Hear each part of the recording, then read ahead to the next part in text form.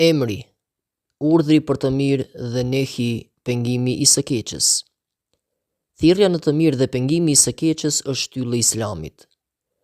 E mira është nocioni themelor etik islam. E mira është nocioni themelor me anë të cilit përkufizohet dhe morali dhe etika. Në etikën islame, e mira është e caktuar prej Zotit. E mira është ajo që Zoti e ka caktuar si të mirë, dhe për çka e ka njoftuar, mësuar dhe këshilluar njeriu nëpërmjet shpalljes, arsyes dhe intuitës. Kështu përcaktimi i veprimit të mirë në etikën islame pajtohet me përcaktimin e veprimit korrekt sipas sheriatit.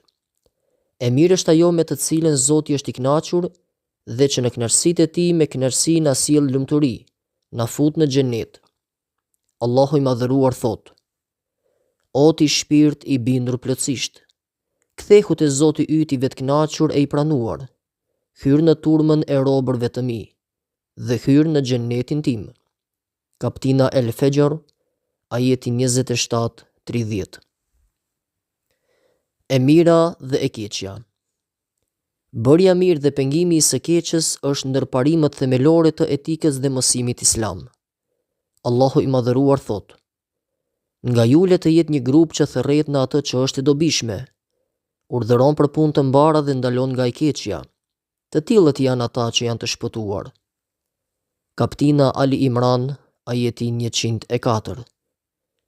Hudhaife radiallahu anhu rrëfen se pejgamberi alayhi salam ka thënë: Pasha atë në dorën e cilit është shpirti im, patjetër duhet të urdhroni për punë të mira dhe të ndaloni nga të këqijat, sepse përndryshe Allahu nuk do t'ua pranoj lutjet, madje edhe nëse i luteni shumë.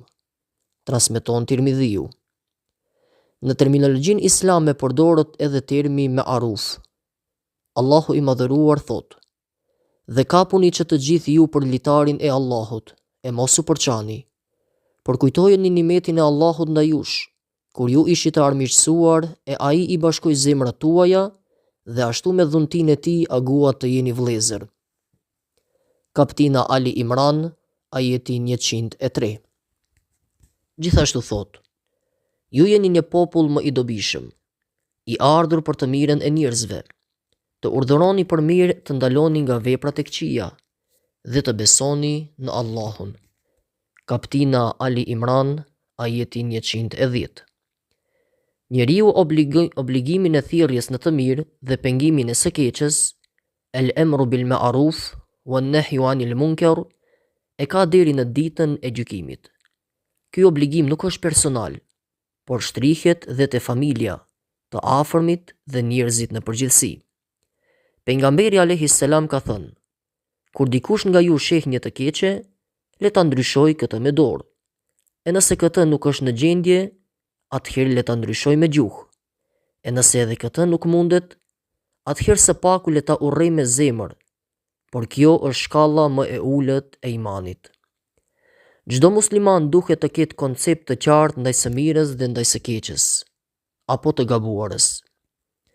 Gjurgjani në veprën e vet të njohur shprehjen me aruf e përshkruan me fjalët, veprat dhe gjendjet që janë në pajtim me kënaqësinë e Allahu xhelleshanuhu.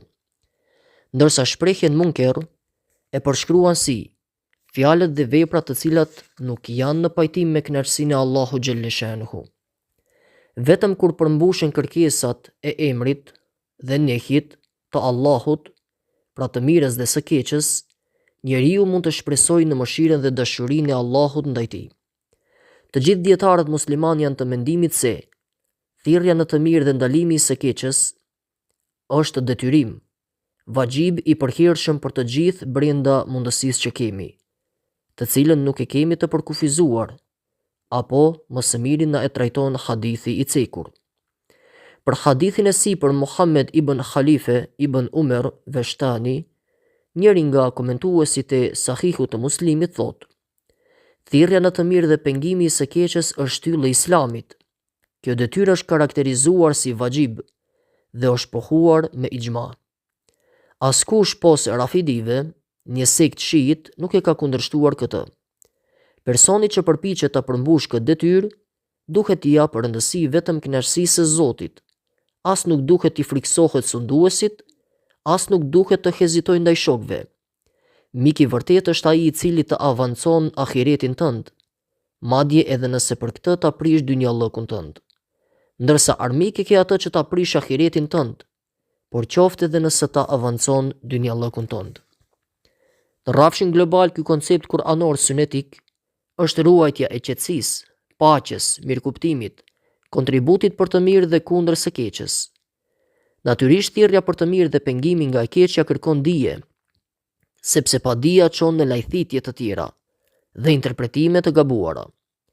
Por në rrafshin individual e familjar, ky urdhër kufizohet në vetvete dhe familje, domethënë në udhëheqjen e tyre. Imam Gazaliu cek se thirrja në të mirë dhe pengimi i së keqes duhet të bëhet me metoda përkatëse, për çka nevojitet dije dhe durim. Duhet pasur butësi dhe këshillim, duke filluar me fjalë të lehta. Kjo nuk bëhet dhunshëm dhe me arrogancë, sepse në atë rast edhe më shumë do ta nxjisë tjetrin që të gabojë. Hussein Gjozo pohon se hutbët me vludet e tubimet e tjera të muslimanëve, ato me siguri nuk janë shfrytzuar drejt. Konkretisht, vajzi nuk e ka luajtur atë rol që i që përcaktuar dhe që duhet ta kishte luajtur. Institucioni i vajzit nuk ishte gjithnjë në gjendje që të orientohej në mënyrën korrekte, që të gjendej dhe të apërshtaste funksionin e vetë nevojave dhe rrethanave të kohës. Fundi i hadithit është që nëse njeriu nuk mund t'i aplikojë dy mënyrat e para, që të keqen ta heq me dorë ose të flas e të shkruaj kundër së keqes, atëherë së paku le ta urrej me zemër këtë. Kjo është e lidhur me vigjilencën e përhershme të njeriu që të bëjë mirë e ta luftojë të keqen, por edhe të gjej bashkëpunëtor për kauzën e së mirës.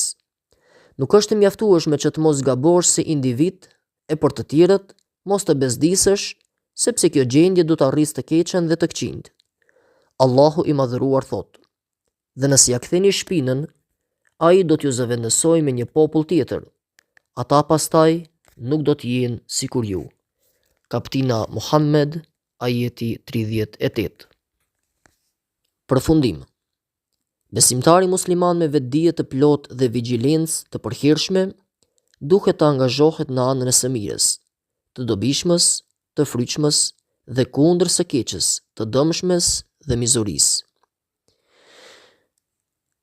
Kjo nënkupton mundësinë fizike, emocionale dhe shpirtërore. As kufizimi në mosveprimin individual nuk mjafton, sepse e keqja shtrihet në hapësirat e pakontrolluara dhe ndër njerëzit e shumt dhe rrezikon besimtarët dhe shuarjen e fesë në atë hapësirë.